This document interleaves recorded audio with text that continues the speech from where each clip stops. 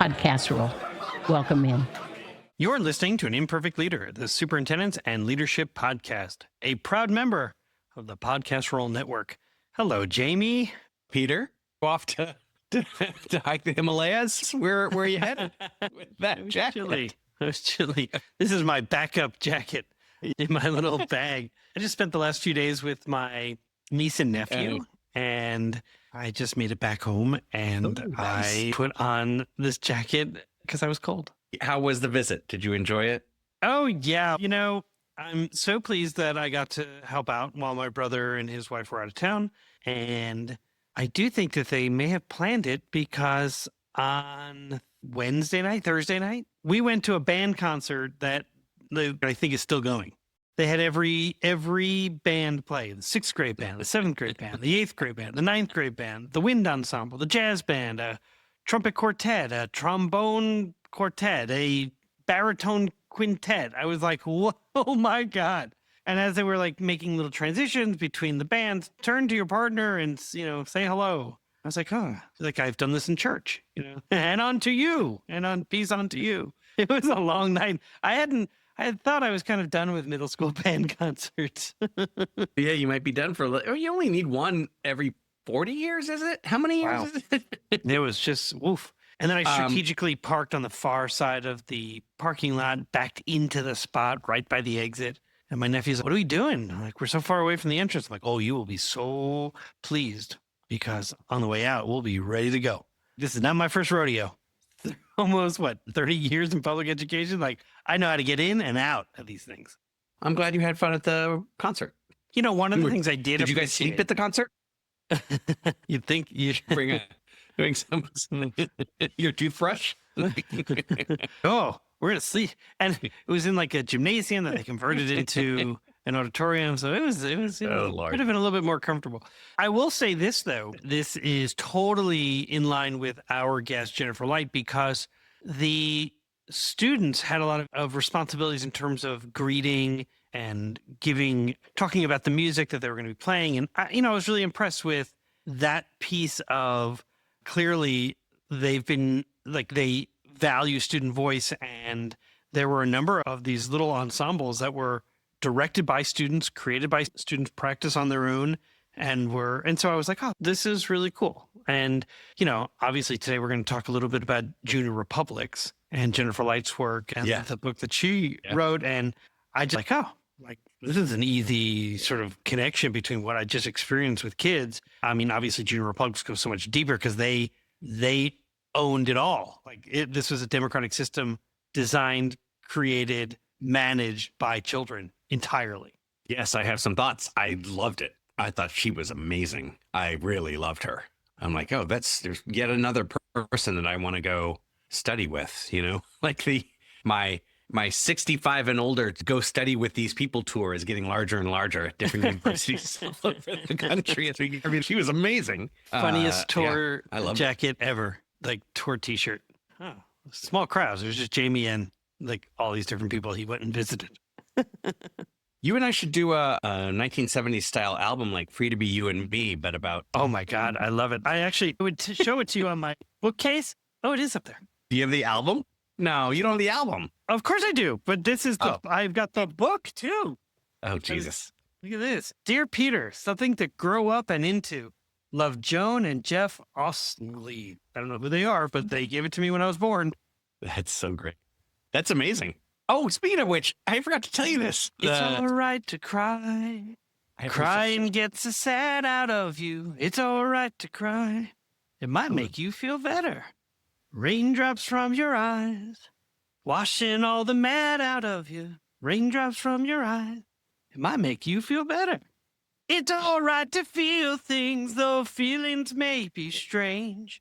Oh my God. Feelings are such real things, and they change and change and change. Listen, brother, no one signed up for this. You just hit a total, a gusher. You're like, oh, let me just lance this one. I was like, it's like the middle school concert. I didn't expect that we were all going to do the baritone quartet. Oh my God.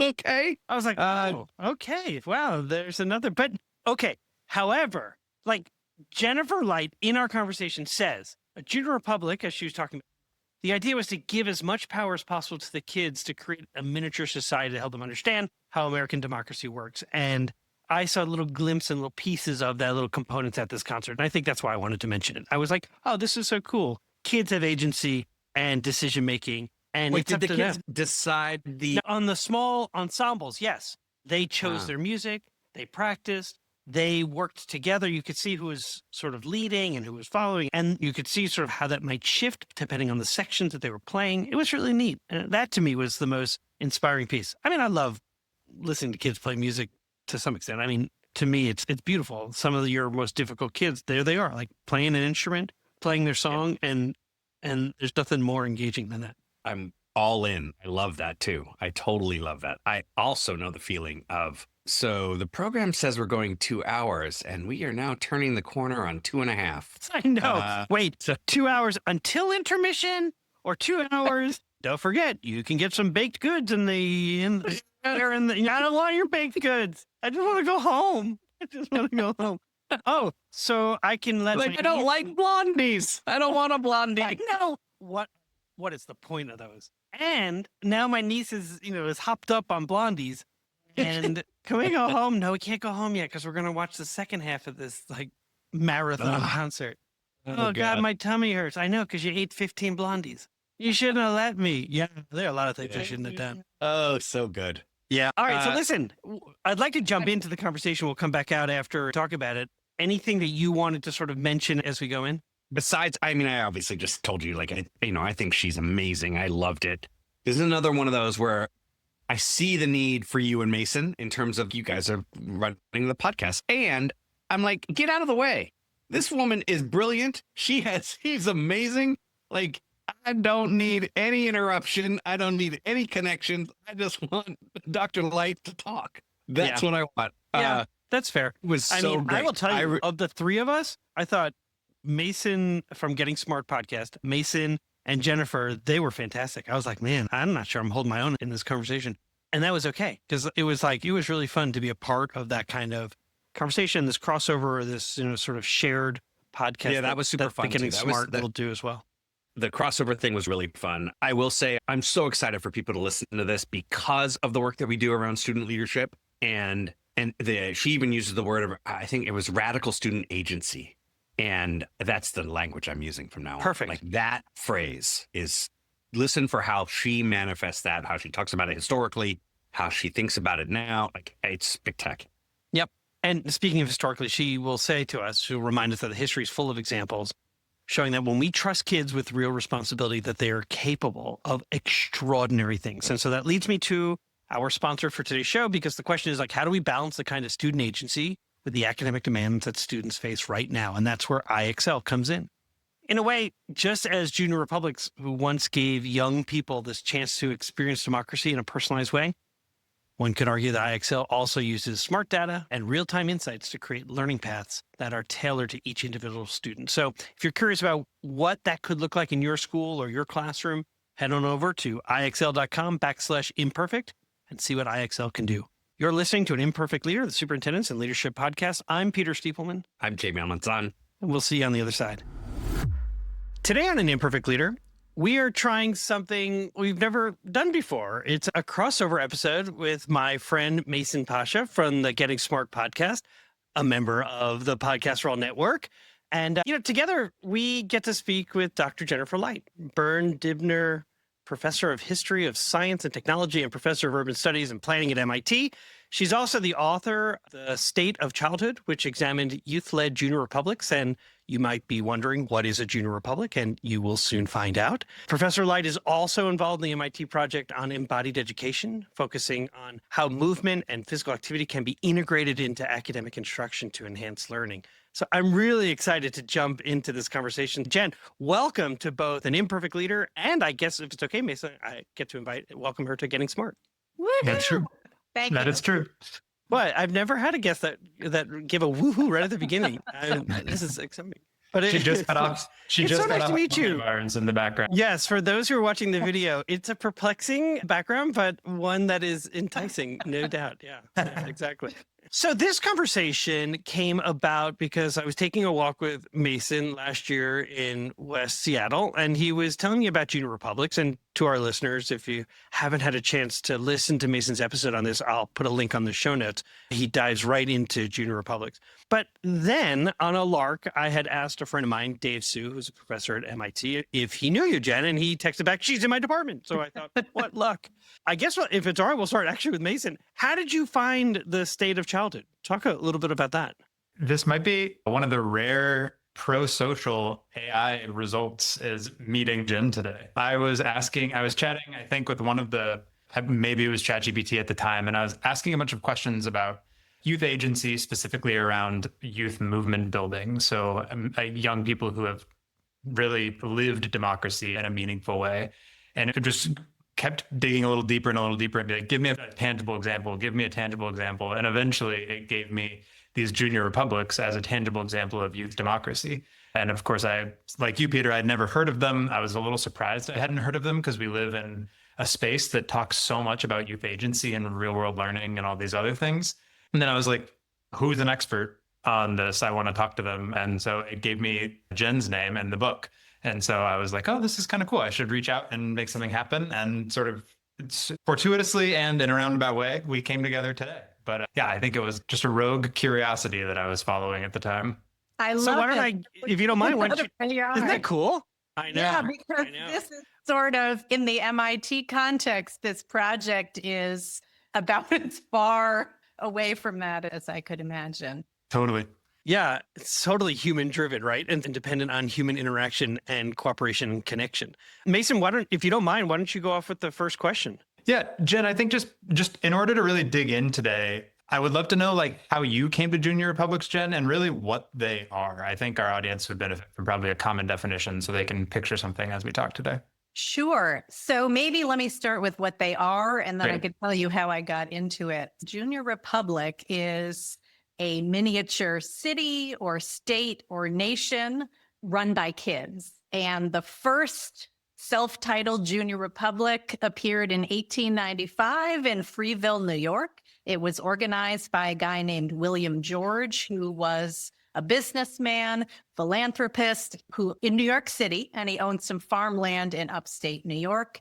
He was also part of the good government movement, which in the turn of the century, progressive era, was getting worried that the, swelling populations of immigrants in U.S. cities who came from countries where there was autocratic or monarchical rule didn't quite understand how democracy works. And, there needed to be some way to fix what he thought was a problem because many immigrant groups were fine with political bosses. He saw this, and many others in the good government movement saw this as corrupt, something they wanted to move away from. In any case, adults were not amenable to being told what to do, but kids, especially poor immigrant kids in New York City's worst neighborhoods, were excited when he said, hey, I'm going to take you into the countryside for the summer. There's no charge, and we're going to have fun. And what he did when he took about 150 kids up to Freeville in 1895 is he gave them a constitution and said they were going to run a miniature version of the United States. He started out as president, but the kids were going to be the senators, the House of Representatives. They were business people, and there were a few supervising adults, but the idea was to give as much power as possible to the kids to create a miniature society, mostly focused on the politics, to help them understand how American democracy works. And to his tremendous surprise, given the problems he'd seen with immigrant adults, in his home terrain, these kids were incredibly patriotic, super passionate, and studied the minutia of civil service regimes so that they could sit exams to become police officers and other members of the Republic civil service. So he was stunned. And as he saw what the kids could do, he gradually took a more and more hands-off approach and gave them opportunities to both have political debates and to create new things in the Republic. For example, one of the super interesting topics of debate was female suffrage. George himself, not in favor of it. He asked the kids what they thought. The kids decided that they wanted to try it. And it actually convinced George himself that female suffrage was a good idea. And not only that, outside observers came to watch in later years. And the Republic's use of kids in this way, girls as political citizens and also in political office, was actually used to argue for women's suffrage in the United States. There was also an economic system. Kids started businesses, hotels and restaurants, a barber shop, contracting businesses. It was the kids who basically built up the Republic campus through these businesses. It makes me think about when I was a third grade teacher, we used to read the book Roxaboxen. And this is like sort of, if you're ever familiar with the book, it's like the kids create a society on their own without adult intervention. It's a picture book, and it's exactly what you're describing. And I'm thinking to myself, what a unique idea. What a thoughtful, sort of interesting. And I'm certain that the author must have had some sort of understanding or knowledge of the Junior Republics. Yeah, so I'm curious, where did you learn about them? This is this comes out of very personal interest when I became a parent. I'm trained as a historian, so I walk around the world saying, how did we get things that, operate like this today? And so I was interested, why do we parent the way we parent? Why do schools look the way they do? Started reading books in the history of childhood and the history of education. And I noticed both genres often had one sentence, possibly a paragraph, but usually one sentence mentioning there was this guy named William George. He ran a reformatory that was modeled on the United States. Now, I work at MIT, and many of my colleagues in the education space are working on video games and virtual worlds as educational simulations. And something was like, ding, ding, this is like a virtual world circa 1895. What is this? And then I just started reading, and, what is mentioned in basically one sentence in these books turns out to have been a massive movement that rapidly escaped William George's efforts to control it. It impacted schools. It impacted youth-serving institutions like boys' clubs and settlement houses. And I loved weaving these strands together. It seems the total antithesis to Frederick Taylor's thoughts on how to create schools, which are very much built into the factory model. And, it's almost all of these kids are now entitled to come for a free and public education. And why don't we control it by having them sit in rows and walk in lines? And, well, schools so similarly look that way today. And yet Mason's done some work around micro schools, which seems in a lot of ways to be a departure from what has become such traditional schooling. And sometimes I joke that the Frederick Taylor could come back to this world and say, oh, the two institutions that still look so familiar to me are prisons and schools. But micro schools are a way to say we want something very different. And so I'm just kind of curious from your own coverage of micro schools, Mason, and community-centered learning environments, how do you see parallels between that and what Jen just described as Junior Republics? Great point. I think that's really interesting. There's certainly a iterative approach to both of them. I think that micro schools kind of at their best are rapid learning environments to kind of meta learn about themselves and then change on the fly and adapt to the learners. I think fewer and far between there are micro schools that are actually co-designed with the young people, which sounds a little bit more in step with what a Junior Republic might have been. But I still think that's actually super rare. I think it's very hard for educators and learning designers to really pass over like co-authoring rights to students to help them construct what it means to have a day. So there's versions of this for sure, but that movement, aside from the flexibility, I think the flexibility is really the core similarity between the two, and that they both are places where you can incubate an idea and then run with it. but it's definitely interesting. I'm curious how many. I think the Waldorf schools are probably like an extension of this as well. Those are a national network that have been doing really agentic learning for a long time, that are very student led and very focused on like a community approach in the classroom, which I think is maybe the most, in some ways, that is the most radical innovation to me of these junior republics, is the fact that they were communal and not individualistic. Like giving the student the ability to do personalized learning is one thing, but doing that in a way that actually has all of these touch points with other students, and so you're all sort of raising at the same time, is really unique to, I think, this movement. But Jen, I'd be curious if you've seen other stuff that it rhymes with for you or pushes forward. Actually, I wanted to pick up on something Peter said about factories and prisons. Because on the one hand, I was endlessly fascinated, and I still am, even years after the book has come out, in these institutions, because on the one hand, you're exactly right. They're giving kids tremendous agency that, they don't have in other settings. And yet, this agency was designed to discipline them toward a particular mode of behavior, which, as I was explaining who William George was and what he thought was wrong with, how immigrants thought and acted.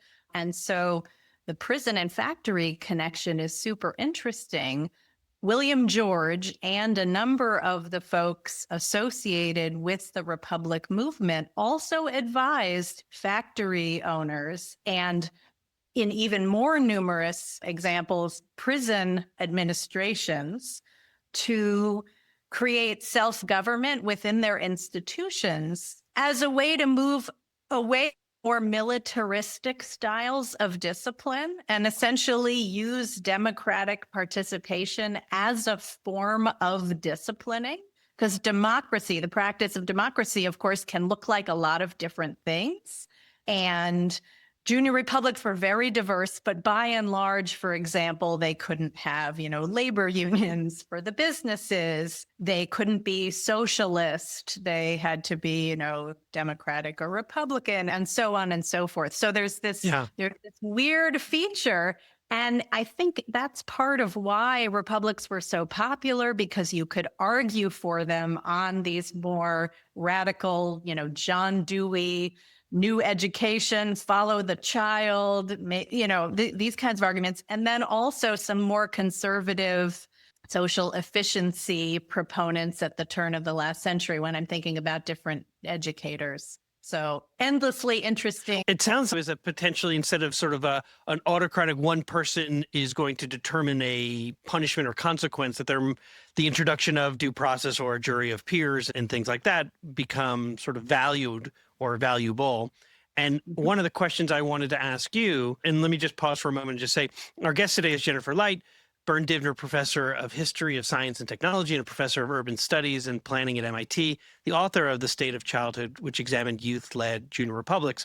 And one of the big themes in your book is this radical, youth agency, the idea that young people were literally the entire electorate and the governing body. And I started to think to myself, as you were just talking about what that might look like in schools today, and how we've seen a real increase in things like restorative justice, restorative practices, peer court, things like that, to give agency and ability for your peers to play a role in sort of creating the cultural field that exists within the school, to say these are our norms, or these are our values, or this is how we want to be together. And it's actually not necessarily always going to be the adult that's going to issue a consequence, but rather your peers are going to listen. And for the sort of low level, right? Kid brings a knife to school. They don't bring it in front of their peers to say, what do you think we should do? But rather some of the pieces that really disrupt sort of the cultural field of, respect and those types of things. So I'm just kind of curious. I'm not sure exactly what the question is, other than what can we take away from junior republics then and maybe see its application within schools today? Yeah, absolutely. I mean, I think we can take away both the specific activities, like you're mentioning, peer courts. We can also take away the ideas about youth capacity. which looked quite different in the 1890s and even the 19 teens from today. And remember, I said I got interested in this because I'm a historian, and I'm like, where did these ideas come from? Parenting young kids as I was writing the book, my son is 6 and I'm reading about miner, kids working in the mines and they're 6 years old. And I'm like, I can't imagine this, but that was normal then, right? So what can we take for today? I'm not saying send our children back to the mines, but what I'm saying is the idea that yes, a kid is perfectly capable to serve on the peer court, or actually my son, who is now 14, is at a high school where kids write the cell phone policy and the dress code, and their scaffolding skills for the real world, and also extremely invested in the policy that results and have a much more nuanced understanding of individual versus collective needs and how to balance them. I mean, things like that. I love it. Do exist. Yeah, it makes me think about, what about like school boards that allow or invite for a student representative? I was sometimes lobbied to do that, and I never really saw how it would work because of certain, confidentiality kind of things. But yet I'm seeing more and more examples of you can actually have authentic representation and having clear guidelines. They can't obviously be in executive session when you're talking about teachers' employment. Yet at the same time, there's so much more that goes on in a school district that they can play an active role in guiding policy and practice. But Mason, I want to turn it to you. Yeah, I mean, I think two things. One is just a provocation that I think we can keep taking the junior republics into the present with, which is like, when I was in school, we did something that was called Exchange City. It was like a one-day city simulation where everybody occupied a business role or something.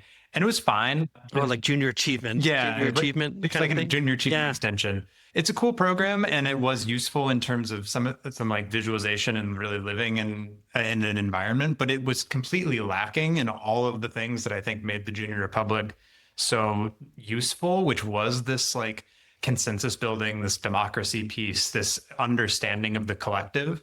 And instead, the other one was just like, I think I was a lawyer, and I just sat in an office and people brought me sandwiches sometimes. And that was my memory of city.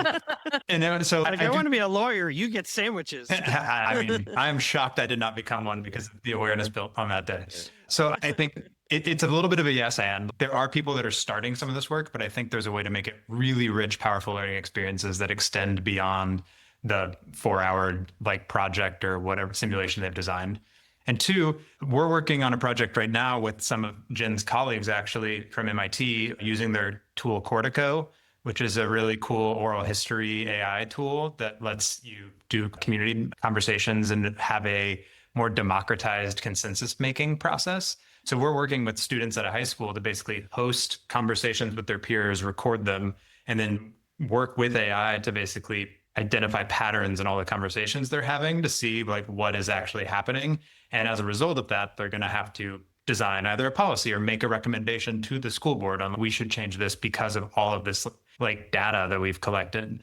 And I think we are getting to a place where smart tools are actually making these things easier, like parsing tons of data and letting that be something that is owned by the students is just easier than I think it's ever been before. That's another soft plug for Cortico and MIT, but also just an exciting development, I think, in the space of practicing democracy at a grain size that you can put your arms around rather than just saying it in a more highfalutin 4-year cycle term. Yeah, that's super interesting. And I think I want to go back and also just re-emphasize, we have a sense of what kids can do. It's a historical thing. It changes over time.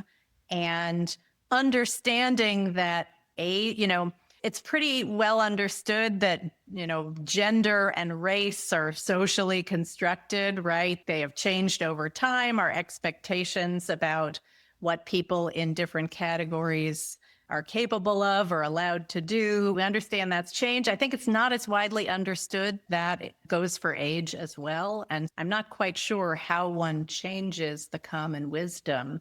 I mean, I wrote a history about how it changed. There are a lot of threads, But that's a piece of it. Show kids are capable of amazing things still, even if we don't always allow them to do it. Jen, can I ask a quick follow-up? It Sure. sounds like this was a part of a broader self-directed research study and just sort of like the history of childhood learning, et cetera. Yeah. Why did this stop? Like, when did Junior Republic stop spreading, specifically in the States? Because I think they had a little bit of a longer life in Europe, if I remember correctly. Probably when a random guy couldn't say to these kids, come with me up to upstate New York for the summer. But we have summer camps. We have all kinds of ways in which you have. No, it's true. And parents sign their kids up. Yeah, I was just thinking about one of the pieces of who participated. And it was like children who were in poverty, recent immigrants. Like it wasn't necessarily, I mean, families maybe were like, thank God there's some place my kid can go and for the summer. But so actually, yeah, you're exactly right, Mason. The history of junior republics is part of the story I was telling about the transformation of childhood. And I will get to that in a sec. But Junior Republic specifically started for immigrant and indigent youth. But like I was saying, quickly attracted all kinds of supporters. The Freeville Republic became a tourist attraction. I mean, literally, if you read Baedeker's from 1903, it's listed. Go look at it. And the idea spread to rural youth. Willis Brown, based in Indiana, was the chief architect of what he called boy cities, which were the equivalent, sometimes in YMCAs, sometimes at schools, sometimes summer camps. Wilson Gill spread the idea in New York City and then to many other urban districts, starting with immigrant districts, but then shifting to middle-class youth. He called them school cities, school republics. So they don't all have exactly the same name, but they're part of a family tree of institutions, which, we were talking about factories and prisons. That's part of the branching of the family tree, serving all kinds of different populations. There were even women's clubs prior to female suffrage who would play city or do some sort of political stimulation, in part is inspired by the girls at the George Junior Republic. So this idea was everywhere. But Mason, your question is like, why did they disappear? So, the backdrop to the story of the Junior Republics is the question about basically, why would we let our 6-year-old go to the mine in 1870? And why do we barely let them out of the house in 2025? And part of that is about the rise of what scholars call the sheltered childhood, which was a contrast from prior ways of doing things. The rise of the sheltered childhood, that is very much connected to transformations in the American economy, where we moved from the family economy, mother, father, children creating goods at home, to a wage economy where the expectation, not the ideal expectation is the man goes off to work, the woman maintains the household, the kid goes to school. Of course, not every family conformed to that. Anyway, so schools were foundational to this idea of sheltering. But in order to get new kinds of populations into the school system, I mean, you guys being in the education world, this, the numbers of Americans who went to school after 6th grade or 8th grade at the turn of the last century was much lower than now. And how did we entice people to continue their education? Before there were laws for compulsory schooling, part of it was updating the curriculum to map onto the needs of an industrializing society and also appeal to children who ordinarily would be in the workforce. And so schools add vocational and manual training at this time. And then they're starting to add some of the components of junior republics, because what would a kid who is not in school do other than be in the labor force making money, which is very appealing? They might be roaming the streets, have a lot of autonomy, like who wants to sit in a classroom all day? So these kind of active learning opportunities where kids have a lot of agency, back to what I was saying about disciplining, there's kind of two sides to this, right? They're There's an effort to bring kids into the school system to discipline them through these things that seem to give them a lot of agency, but it's within a more sheltered, protected, adult supervised space. In any case, as republics and their component activities play out in the first couple decades of the 20th century, we go from having things like student senates that are direct simulations of the US government to things like student councils, which are more watered down. And this is tracking with that larger story of the sheltering of American youth, where gradually their, connection to the outside world is reduced. And these simulated activities are replaced with kind of educational or recreational. Right. A textbook, and they're going to tell you how democracy works as opposed to allowing them to get messy because it's messy. Right. Democracy's messy. Exactly. I was on the student council, in high school in my freshman year, and it had, we planned a movie night, right? It's our grand achievement. That was about it. You got to meet with the principal once in a while, and they would tell you what was happening, and they wouldn't really solicit any advice, except for if there was maybe some question that they needed to say, did you talk to any students about this? No, yeah, I brought it up at my student council, and yet you had no real agency.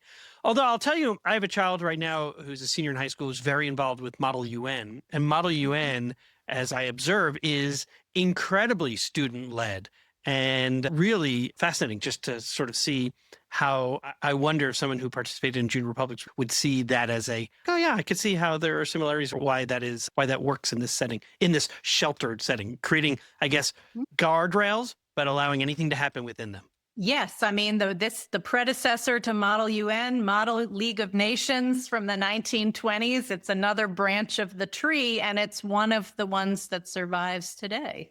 Amazing.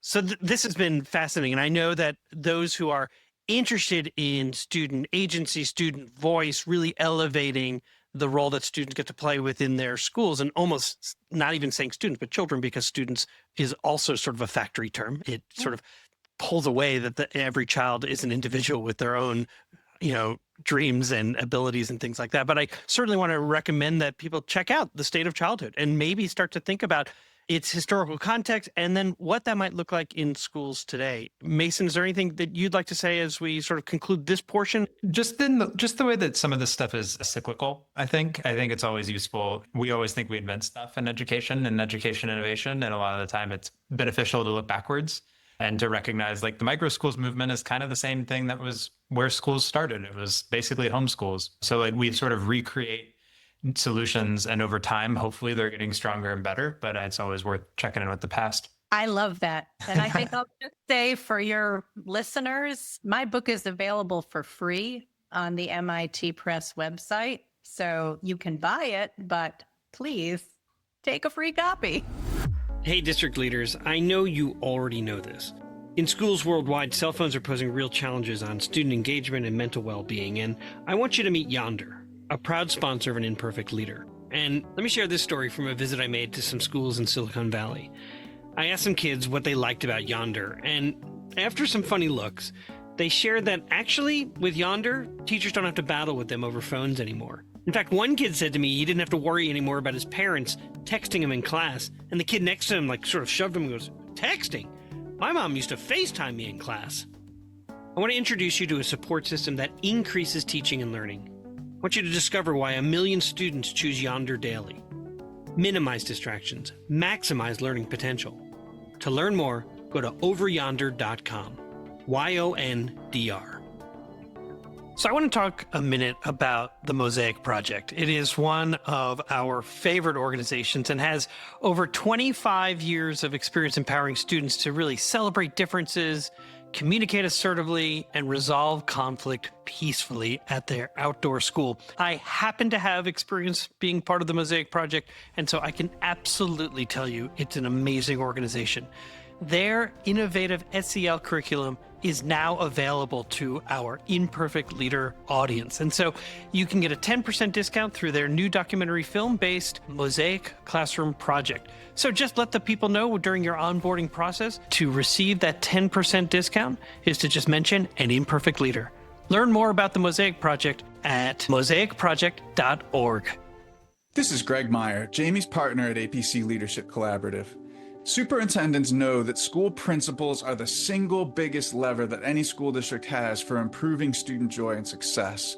Unfortunately, there's very little professional development for the specific things that a principal has to do to improve their school.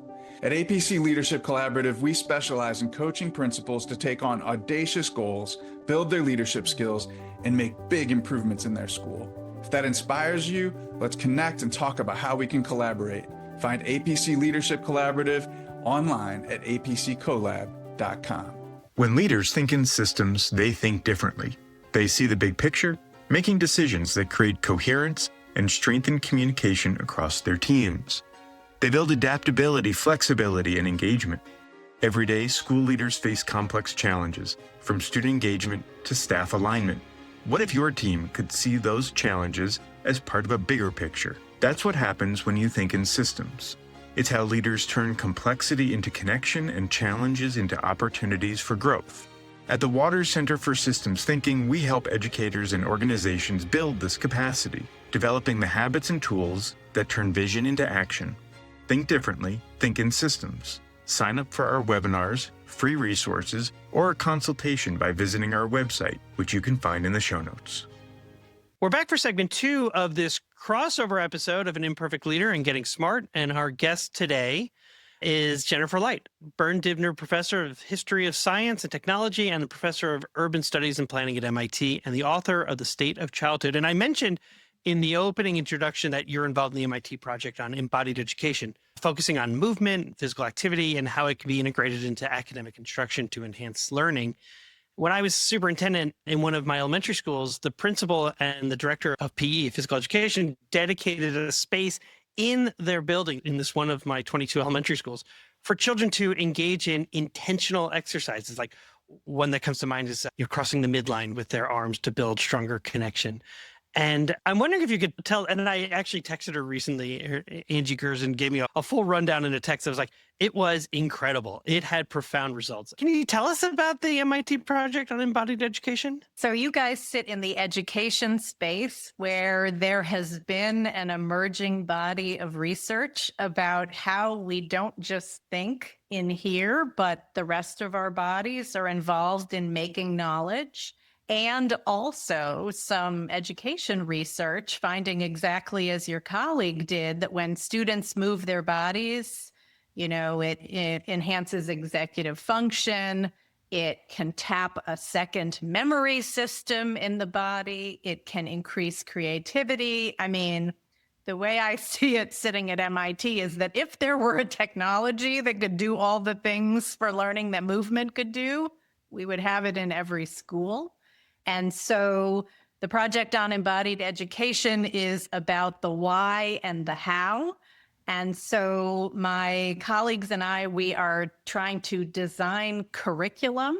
And, some are formal lesson plans, others are lesson ideas. We put them all up for free on our website.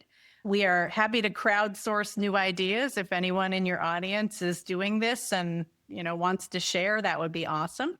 But in addition to showing curriculum ideas, I'm trying to show institutionally how this could happen. So I sit on the academic side of Mass Ave, which is the big street that bisects the campus academic from the dorms and the athletic center.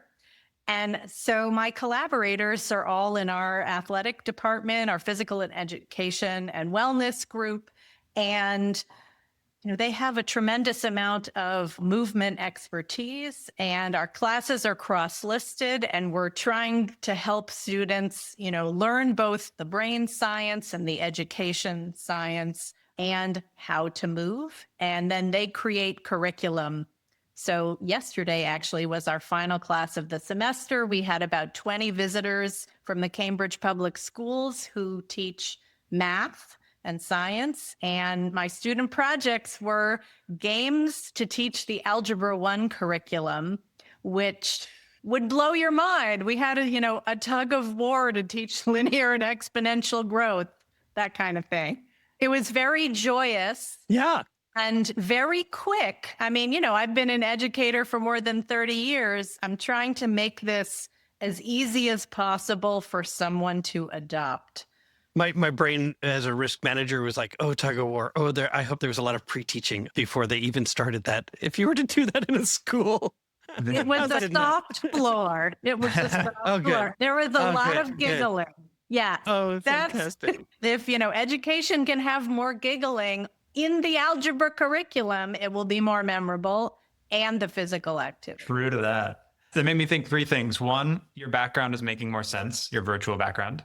Two, I think there is something about that is super connected to the interest in junior republics. I think kinetic movement learning there's one way to make it sticky, and then and bring joy, and then there's another to do like more real world. So like that the junior republics, you're doing things in the real world with your real body in a way that feels like there's stakes for it. And then I think another question for you, I'm kind of just curious if this shows up within your department, but like I know you're in urban planning and studies as well, which is a personal interest of mine, but I'm thinking about how this connects to like place-based education. So is embodied learning just within your own body, or is it actually within the context of place? And whether that be like, I'm thinking of like song lines in Australia, the kind of walking and singing as a way of navigating and remembering. How do you think about kinetic movement with relationship to place as either a context or a thing that can teach you? So that is incredibly interesting. So I see two connections. One is that the cognitive science that, looks at what's happening below the neck has also ventured into how we think with our environment. That's not my personal specialty, but there's a great book by a science journalist, Annie Paul, that talks about this. It's the best digested synthesis I know. And so since I'm at MIT, when I talk to people about embodied education, I do tend to emphasize the, cognitive science, learning science piece. But the truth is learning with our bodies, thinking with our bodies, knowing the world with our bodies, like that is the most ancient practice. Right. And so it is absolutely place-based. And so one of the things that I think is super interesting is the way that movement can help us access indigenous or alternative epistemologies. And those are often place-based. I'll check out that book. That sounds super interesting. And totally, again, things are circular or cyclical. Exactly. Yeah. We're coming towards the end. And, between Getting Smart and An Imperfect Leader, we have thousands of regular listeners. And I'm curious, from the work that you do, what advice would you give to an aspiring leader? So I think I'm going to go back to one of the things I said right at the outset, which is I'm a historian, and I go through the world saying, why do we do things that way? And of course, leaders are often thinking about the future, designing the future. So I think I invite them to think historically about the world they're in. How did we get to things being this way? Could they be different? Because it's important to understand how we got to where we are if you're going to change it, at least I think. And then I think actually the point that Mason and I were just talking about is that sometimes the best ideas are in the past and we push them aside for understandable reasons at the time we pushed them aside, but they are worth revisiting. I love it. I'm not sure if you're familiar with Scott Nearing's work. From 1910 to 1912, he traveled the country. He was paid by Women's Magazine to go look at and look for new ways of doing education. So it was called The New Education, 100 years later or something like that. And it's very funny to me because as Mason pointed out, and as you confirmed, it's what we're doing right now around place-based learning or project-based learning is exactly what he was advocating for based on what he observed all across the country. And I'm curious, I'm going to go back and look at the book to see what kind of references he might have made to junior republics, because so much of what he elevates for the reader is basically this fundamental or foundational question of, are schools designed for children or are children designed for schools? And depending on how you answer that question really reveals your values about what you expect and can expect from children. Really grateful for your time today. Our guest today was Jennifer Light, Byrne Divner Professor of History of Science and Technology and Professor of Urban Studies and Planning at MIT, the author of The State of Childhood. And it really examined youth-led junior republics. Mason, I'm grateful to your time. This was great fun. I really thank you for joining me and for letting me be a part of your network as well for a moment. Likewise. Thanks for making this happen, Peter. Great to be here. Jen, great to meet you. This was a lot of fun. Thank you. Jen, thank you so much for making the time. Really grateful. Welcome back, Peter. I get to, in this role that I get to do with you on the podcast, I feel very lucky in that I often just get to have these conversations with you. It's so wonderful. And I'm very interested in meeting everybody you get to interview. But sometimes someone like Dr. Light comes around and I'm like, oh, I wish I was there. That was such a fun conversation. And obviously right up our alley. I want to know, when you think about this concept of junior republics and the diminishment, what she talked about in terms of what she called it, basically the protection of children, right? The protection of the upbringing of children or the sheltered child. The one that really stood out to me, and this is where I'm going to start, because it'll help us get into the broader sense of junior republics, but to move from what the junior republic was into student advisory. Or a student council. Yeah, student council. We Do you mind, though? Night. Can we back up just a quick second? Because in our intro, we don't really talk about junior republics and what they are. Obviously, our listeners have listened to this conversation now, so they know what a junior republic is. But just sort of, just to set the context and sort of anchor ourselves, this idea that junior republics were this like miniature city or state or nation that were run by kids. And so now I want to go back to exactly what you said in terms of, how did this sort of experiment that seems so promising in a lot of ways sort of get all of a sudden now, when we look at like student agency and student voice, that seemed like a novel concept to even consider, have been watered down to these sort of ineffectual student councils, and Kids to your running point, on sheltering of American youth. Exactly. How did it this is why I think her lens, Dr. Light's lens, and her ability to say, how did we get here? What's the thing? What was the original idea? And that is so helpful here. And it connects to a lot of other conversations you and I have had about the sheltering of the youth.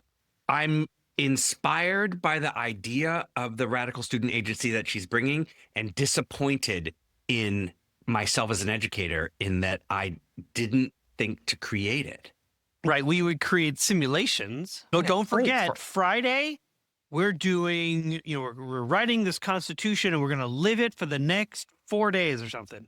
Yes, we're doing it together. That was crazy. Let's get back to classroom. I'm in control. Yeah, can you imagine? They decided to get rid of desks. Laziness. I know. I was so inspired. I mean, even like the piece about one of the topics of debate was about female suffrage, and that the kids decided we want to try it, and it actually convinced George that female suffrage was a good idea. Turns out George against women voting. I mean, any political figure whatsoever. And once again, proven every time I have led groups of students to have honest conversations about what they would like to see change. Yeah, they're smarter than you. Yeah, it often goes back to my own sort of what I constantly say. This is an adult issue. It's not a kid issue. When we are so afraid, or we tie anti-DEI, into contracts and grant proposals and those kind of things, because we'd rather not be uncomfortable. The kids are like, what are you talking about? Like this, of course we want to talk about this. Of course we want to figure this out. And to me, it seemed like a really good example of what if we allowed the kids, which you're seeing all over. Kids are protesting right now, walking out, like demanding a better future for themselves than we have given them. Well, I guess I'm very grateful for that. I'm grateful that they are basically taking agency as opposed to us creating a space for them to have it, because it's clearly not us. Yeah. The thing that I thought of in relation to that example of the junior republic and coming up, basically trying out, giving, in this case, girls power and power to vote, power to be a part of the civil society that they were creating, was that their brains, they're faster, meaning that they're just more pliable, right? That means that they they can create new ways of thinking faster than we can. And they're comfortable with being uncomfortable. They're comfortable with being wrong and learning from it. When we talk about growth mindset and all this kind of stuff for adults, like they just do it naturally. They're like, oh, I guess that wasn't right. Or that was, an interesting idea that I explored and see where it didn't go well. Let me adjust. Like they're willing to adjust their thinking. They're not in a fixed or fossilized state. Correct. In fact, the phrase, let's try it, is, that's all kids are doing over and over and over and over. Oh, let's try that. Let's try this. I'm glad you say that. I'm afraid when I to was try that. superintendent, I started to shift the thinking to, let's give it a try. It's so low stakes. Like people don't get all bent out of shape when they say, let's give it a try. Let's just try it. And then we'll come back and decide, did it work or not? As opposed to, we're doing this, it's going to be a pilot. It's going to, like that stresses people out. Let's give it a try let's give ourselves permission to be creative. Oh, I want to be creative. Yeah. I just want to make sure that we touch on the idea here of culturally responsive, this concept of culturally responsive instruction or culturally responsive schools or all that stuff. Kids are better at being culturally responsive to kids. That their worldview and context, being of knowing how they see the world given their age and their generation, is way closer to cultural connection or cultural sync, as Dr. Irvine from Emerson would say. They're more in cultural sync than adult to kid because my perspective is just massively different. The very thing we're doing right now, my youngest is growing up doing. He knows how to do everything I'm already doing. I grew up and our phones were still on the wall. It's a different perspective. Then half the time, my generation's still talking about, we used to do da-da-ba-da-ba-do-ba-da. And I'm like, huh? Why are we, who cares what we used to do in this case? This case, they've changed. They're going faster than us. So let's take a minute to let them, let's try, see what they come up with. I'm smiling because when you talked about the phone being on the wall, it made me think of the cord, and sometimes you invested in that longer cord and then you get it all tangled up. And so I'm like, it's so funny as an adult, like looking back on like the cord. Yeah. And we got all tangled up. Meanwhile, the kids are cordless. They're wireless. Kids are cordless. Yeah. They're free. They're using these devices in such marvelous ways. They have earbuds in their ears, and the phone is like, they don't even know freeing. Yes. Gosh, I love it. I wonder about our ability to allow for this to happen. As I listen to students, that's what I've been doing these last few weeks, is listening to students and doing, some qualitative survey in some districts. And so we're listening to students and we're listening to staff, and we're asking students about their experience and then asking staff about the experience they're trying to create for students. I know that you do this work. I'm not surprised you're continuing to really mine. This is exactly what we need to be doing and why this conversation was going to resonate so deeply for you. It's so obvious. It is so obvious. And one of the things that Jennifer says is, sometimes the best ideas are in the past and that we push them aside for understandable reasons. And then we really need to sort of revisit them because they're worth revisiting. And I'm trying to think about topics that are top of mind for schools and how can we engage kids in their solving it for adults, but helping kids engage with those issues as kids, and then creating the cultural field that says, hey, like, we're here as you need us. And we trust that you're going to struggle with this when there's obvious struggles, and celebrate and manage and debate and dialogue and all those kinds of things. What are some issues that you're seeing you've been all over the country in the last couple of weeks. Oh my God. Yeah. I don't even know if you know what time zone you're in. And so I'm curious, what are some of the things that you're hearing that this would be a perfect opportunity for them to apply some of the tenets of a junior republic? When you talk to students about what they are looking for from their experience in schooling, what they're looking for is usually already happening, but in small doses, in these tiny little, and they're often to the point of to the junior republic, to the student council, is that we've gone from content and conversations about things that matter to them and put those now into tiny events. So the kids, I ask a teacher, like, how often do you connect what you're teaching to what kids are interested in? And they're like, oh, we have that one day where we do this one thing. And then we have this one activity in June where we do this one thing. And students, when they ask, do teachers do this? And they say, not really. I like the thing that we do in June. And so and then teachers celebrate, they go, you know, what's unique about us? It's our June celebration. I'm like, so the one thing that defines you is the one day you do. That's the entire definition of you. The rest is what? If we could change something, it's that having that honest conversation about what it might look like for students. What kind of instruction do they want to see? What helps them thrive and grow and struggle? How do they get to productive struggle faster? Which teacher does that for them really well? Why that teacher? What do they do? Not from a place of judgment or any of that, but to your point of growth mindset, to get better. Teachers who want to get better, listen to their students very closely. I am familiar with schools who really engage in the co-creation with students. Yeah. Everything from operations to the way that they teach and learn. And that idea that she said about the evolution of the child and how she said, I couldn't consider my kid at 6 going to the mines, but they were doing that. So the belief in what child could do has changed, some of it for the good, obviously, right? Protection, care, all of that. But there's also a part of, I think, that has contributed to our perceptions of what a kid can do. And so this is why I think sometimes as parents, we're like, I was so surprised he did that. I'm like, maybe I should be less surprised as a parent, because he should be like someone my youngest son's age was going into the mines. Yeah. Him riding his bike on his own to his friend's house, probably fine. I know. That's so funny. That's really funny. Yes. And then depending on the country, I mean, I remember being in Tokyo and seeing a 5-year-old just walk in by herself in the train station on her way to school. I was like, oh my God. Like, of course, that's what they do. And we would be like, never. We could never do that. My God. Exactly. Yeah. And I'm not advocating that's the thing you do, but no. I just bringing up the question, like, do we have biases about what we think kids are capable of? And the bias around society being willing to support and encourage, because you can't just send a 5-year-old out on their own if the society as a whole isn't also there as like a safety net. Because if a 5-year-old in Japan is sort of like lost, there's going to be a lot of people intervening. And I suspect that would be the case even in this country. Yeah. However, we don't give ourselves the chance. Our first impulse is to report that parent. That parent. Exactly.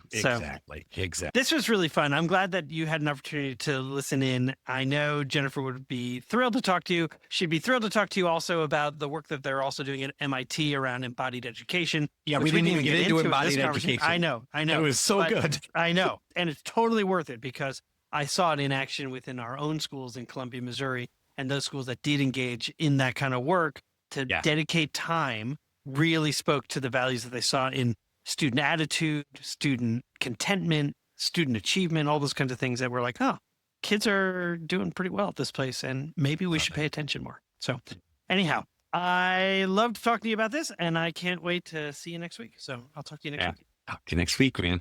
You've been listening to an Imperfect Leader, the Superintendents and Leadership Podcast. Bye-bye.